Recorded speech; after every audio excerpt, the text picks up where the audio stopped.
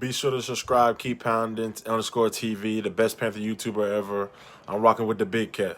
Pause up. Keep pounding. What's going on? Christian Miller here, linebacker of the Carolina Panthers. Just want to give a huge shout out to Keep Pounding TV. Keep doing what y'all are doing. Appreciate all y'all support. Everybody go subscribe right now to the YouTube channel, Keep Pounding TV. I'm rolling with the Big Cat. Hey everybody, I'm your host, It's the birthday boy, also known as the Big Cat. Get your balls up. If you're rocking with the Big Cat today, we're here to talk about Matt Rhule. First year in review. What is his grade? I'll tell you, but first, before we get started, let's sing happy birthday to me. Happy birthday, Big Cat. Paws up. Happy birthday, Big Cat. Paws up. Happy birthday, Big Cat. Do say and Cash App. All right.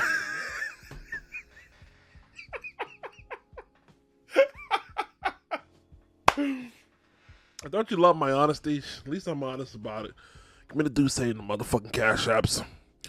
Stop playing with each other. You know what I want. You know what you want. You want this good content. Matt Rhule, first year in review. Let's get into it. Before we get started, make sure you subscribe, click that notification bell so you don't miss a video. Shout out to the sponsors out there, FTFNnetwork.com, FTFN on YouTube. Make sure you guys subscribe. 32 fan about to give it the brief from a fan perspective. Can't beat it, y'all. Now, I want to talk about Matt Kenneth Rhule's first year with the Carolina Panthers.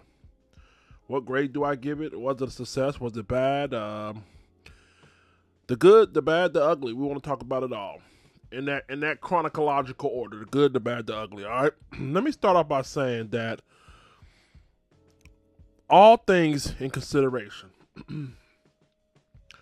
New coach, rookie staff, no preseason, COVID, injuries to some of your key players. To finish 5-11.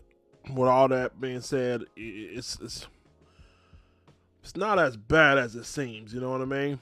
I had them finishing the 7-9 with COVID and with all this other shit going on. So my expectation for Matt Rhule was slightly higher than what he produced. But 2-game difference. I mean, I can't really come down too hard on him given the circumstances. All right.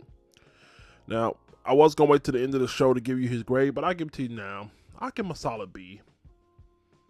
Give him a solid B, man. Again, given the circumstances. I almost want to do a C+. What the fuck is wrong with me? It might be the month for Agile. I kind of want to give him a C+. Should I give him a C+?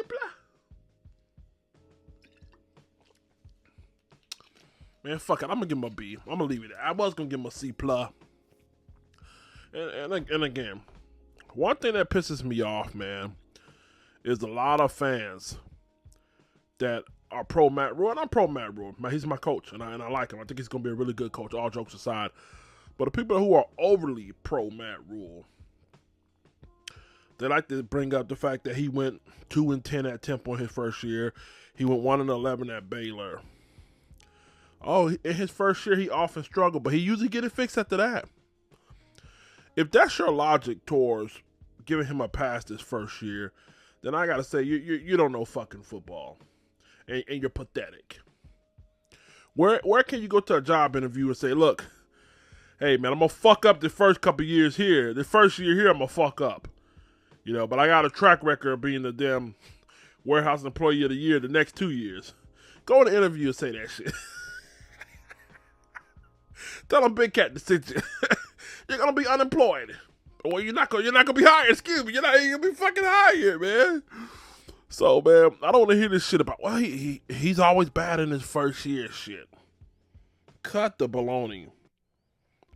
We seen a guy up there in Kevin Stefanski, first year head coach. Yeah, he's been an assistant in the NFL, but he was never a head coach, and he had to go teach the system and blah blah blah blah blah blah blah. And they made the playoffs. Made the NFC Championship game. So I can't give him too much sympathy. You know what I mean? I give him sympathy given all things consideration. But, that's about it. Let's talk about some of the good here, y'all. One of the things that I like about him that's the good, he's the motivator, y'all. Guys were buying into what he was selling, and it was apparent because we were competitive each week and each week out. Only 2 games we really got blowed out of, you know what I mean? So you could tell whatever he's doing, whatever his coaching style is to motivate these guys, he can do it, man. And they bought in. And just to show you how well his motivation worked, you had guys like Corn Elder. The only corn I respected before this fucking year was the one that come with the Mexican like peppers and shit on it. You know, the one you get at the corner. Well, that's the only corn I fucking respected before this year. But Corn Elder brought the best out of him this year. You know what I mean? Zach Kerr, goofy motherfucker, happy. And listen, y'all gonna fuck around, make me go get a Zach Kerr jersey because I like him, big silly motherfucker. But he played his fucking heart out, and I respect that. And even Rhule Douglas, the acquisition of Rhule Douglas, at one point he was on a tear of shutting motherfuckers down. So he essentially got guys who have no fucking business having a good season. You know, he had them. He brought them in, motivated them, made them believe. You know, like that. You know that part like in Space Jam when Bugs Bunny and their team were getting their ass whooped and they went in the locker room, poured water in their mouth and shit. It really was Duce, but that's what Matt Rhule does. He mentally pours, you know, water in their mouth like on Space Jam to make them believe it's Gatorade or something. All right. And the next thing I like about him was his aggressive coaching style. Coming out, going to that Kansas City game, you know, just being a realist. Again, I keep it real as possible. I thought they were going to beat the shit out of us. And Matt Rhule pulled his nuts out. He let him hang, and I respect the hell out of that. He had no business going toe-to-toe with Andy Reid.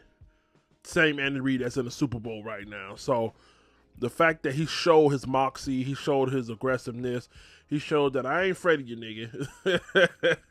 And I like that. You know, it's a little horny. It makes you mentally horny. I mean, competitively horny. You know what I mean? You know, not sexually, but yeah, man, I respect that. So his aggressiveness, his ability to motivate guys. Also, he has an eye for talent, y'all. You know, he found Jeremy Chin in the Senior Bowl. So, you know, and again, he brought in key free agents. You know what I mean? Zach Kerr. These guys played above and up and beyond what their status was. You know what I mean? So you definitely gotta give him prop for being a motivator, coaching aggressive, having these guys competitive. I would give him a nix. I would nix him for Teddy Bridgewater, but and again, I can't confirm this shit, but I believe that fucking Hurney bogarted Matt Rhule. I don't think Matt Rhule wanted Teddy. I think, you know, again, and this is the reason why he got fired allegedly, because him and Matt Rhule, they were beefing, man. I mean, I go this way, and then, you know, but he probably was like, nigga, you the new guy in town. I know what I'm doing here. And finally, Matt Rhule just said, you know what, look, you know, whatever, we'll go with Teddy. And I believe that's what cost him his job. So I can't give Matt Rhule the blame for Teddy. The Panthers never in history come out as an organization and tell you how they feel like they're going to move or what they're going to do. But when it comes to this year, this offseason, these guys have overwhelmingly came out and said, we ain't fucking with Teddy in so many words. Normally we hear this kind of shit from reporters or a leak. We don't have to wait for a leak and we don't have to wait for a reporter. This is the first time I've seen unanimously the organization, the owner, the coach, you know, GM pretty much come out and say, fuck whoever we got at quarterback. We going for somewhere else. All right? So I can't give him the Teddy Bridgewater leak. Now, here's the bad. We went over the good. Let's go over the bad. Matt Rhule is too much of a data thinker at times, which leads to questionable play calling. Again, you know, I respect the fact that, you know, he's in the data and fourth down and the percentage is that we can't go for two. And look, that shit plays its part, okay? Life is about balance. You don't ever want to do anything with excess, but sometimes you can see his intellectual side outweighs his just gun ho side. You know what I mean? It kind of reminds me of my brother, man. And, me and him are different, but we're both successful. You know what I mean? He's more of a caution, an approach. Let me see what it works out. And I'm kind of like, well, fuck it. I believe in myself. I believe in my abilities, and I believe it's going to work out. Let me dive in that motherfucker. So they both had their drawbacks, but you need both of those kind of methods. And you can see at times where Matt Rhule kind of, overthought shit. You know what I mean? Like the fourth down call. There's no way in hell you go away from Christian McCaffrey on fourth down. You know what I mean? Just to show my point there, even if everybody in the fucking field knows Christian's going to get the ball, you find a way to get it to him. My point is this. Back in 2018, I went to the Monday Night Football game where Christian threw for a touchdown. Everybody knew that Christian was going to get the ball on 4th and 1. He got the ball. He just threw the ball, and it led to a touchdown. So you got to be creative. Sometimes, the data and the percentages and the analytics and all that other shit, you know what I mean, that that's good. But I want to see in 2021 Matt Rhule kind of say, look, I'm a motivator. This is what I fucking do. I'm going to motivate you. Even though the percentage is not in my favor, I believe in my coaching style and I believe in my players, and we're going to go ahead and make this shit work. Not, 5% says, the corner route is going to be bliss. Fuck all that. Yeah, okay. What else is part of the bad? And I did say earlier he's a motivator of players, right? But he's inconsistent at getting his players to maintain high level of play. Did you hear what I said there? More finish the battle. He's inconsistent with getting his players to maintain high level of play.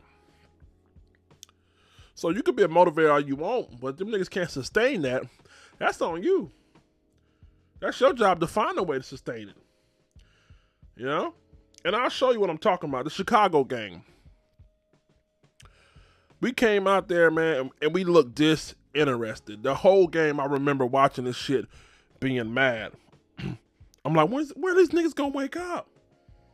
When are these niggas gonna wake up? Them niggas just, it took them to like damn near end of the third, beginning of fourth, for those guys to finally wake up out of the fuck, I don't know. Coming off a 3-game winning streak, you finally beat your rival Falcons in 4 or 5 years. You know what I mean? We beat the Cardinals, we beat the Chargers, you know what I mean? And you let Mitchell, it's just the inconsistency of maintaining that high level. It fluctuated. Another game, the Green Bay Packers game. Come out there, primetime game on the road. Teddy's fucking up.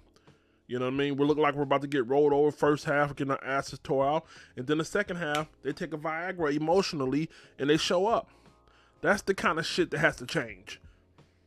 You gotta find a way, coach. It's on you, I know the players that they tired, they're sore, and you know what I mean? It's hard to maintain. You have to find a way. I don't know if you got to get cheerleaders out there, you know what I mean? Do a twerk test on them or whatever to keep them, you know what I mean? I don't know. Whatever the fuck you got to do, but you got to have those guys be consistent. You know what I mean? You can't have them guys playing a half or playing a quarter, then fuck around, disappear too many times that year. And also the Minnesota game, Again, remember what I said earlier, man. Too much of that data analytica thinking, it led to one of the shittiest, and I mean one of the shittiest 2-minute drills ever ran in NFL history in that Minnesota game.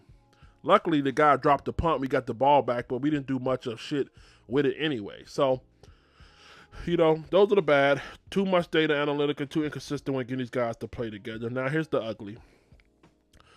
And I think this will get better. Well, I know it should get better. The whole timeout usage, you know what I mean? It looked like we were chain smoking timeouts. God damn, every time I turn the game on, it looked like we were chain smoking. Tape, timeout. God damn, y'all niggas just took a TV break, bro. Shit.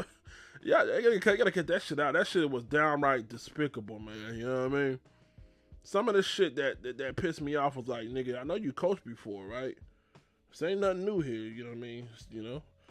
The clock don't stop at the first down like in college. That's about it, but, the shit about the same, All right? And here's the thing that's really not his fault, but here's the ugly part. Phil Snow and Joe Brady, his staff, those guys have to do a tremendous job of getting better. They got to get better quickly. One of the things I believe in as a rookie head coach, you know what I mean, and it's shocking to me because his mentor is Dick Vermeil. Shout out to Dick Vermeil and Tom Coughlin. You think he would have some veteran coordinators, not veteran position coaches, cornerback line coaches, veteran coordinators, okay? We seen where Joe Brady went through a stretch of the season not knowing how to find the fucking red zone, scoring the red zone. And if you guys don't remember, I did a video called Red Zone Woes. I did a Red Zone Woes video. Phil Snow, you know what I mean? I can't even give Phil Snow the credit for this defense. You know? Second half of the season, it looked like those guys woke up, but can you really say it's Phil Snow? Or did you say, you know, the players pulled their head out their ass? I mean, this coaching staff got to get better. His assistants, his coordinators and shit. Not too thrilled with Joe Brady. And again, I don't want to be overly critical. I'm just speaking what I've seen this year. Overly critical because I get the whole COVID, blah, blah, blah, blah, blah, all that shit. But again, I seen the rookie head coach make the playoffs with the COVID, so I don't want to hear that shit either. So I'm kind of torn. You know what I mean? Joe Brady play calling at times looked like Little Giant shit. You know what I mean? Backyard shit, NFL blitz. You know what I mean? Madden playground shit. So that was downright ugly, man. And Phil Snow shit looked downright ugly. So all in all, man, the good, he's a motivator, aggressive coaching at times, competed weekly. He allowed guys to bring out their best. The bad, too much data analytical thinking, inconsistent with getting his players to maintain high level of play. The ugly, the timeout usage, and also his coordinators at times were very, very ugly. So, you know, all in all, giving everything perspective, I got to give him a B grade. And I think everything on this list can be fixed. You know what I mean?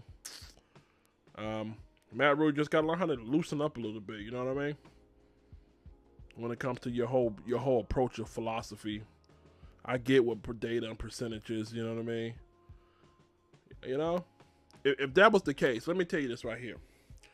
If that was the case about data analytics and shit, when that nigga from Eli Manning threw that touchdown and that nigga caught it with the side of the head, the percentage on that fucking play was like at 5% of making that catch. You know what I mean? You know, even when you threw it, like throwing that ball to him. So data analytics say don't do that. So if that's the case, they probably fucking lose that Super Bowl. That's my point. Just sometimes, man, just trust your fucking motivating tactics to get these guys up. You know what I mean? And find a way to keep them up. You know what I mean? I don't know. I'm your host, Grande Gato, also known as TheBigKatt. My kuka, put your paws up. Happy birthday to me.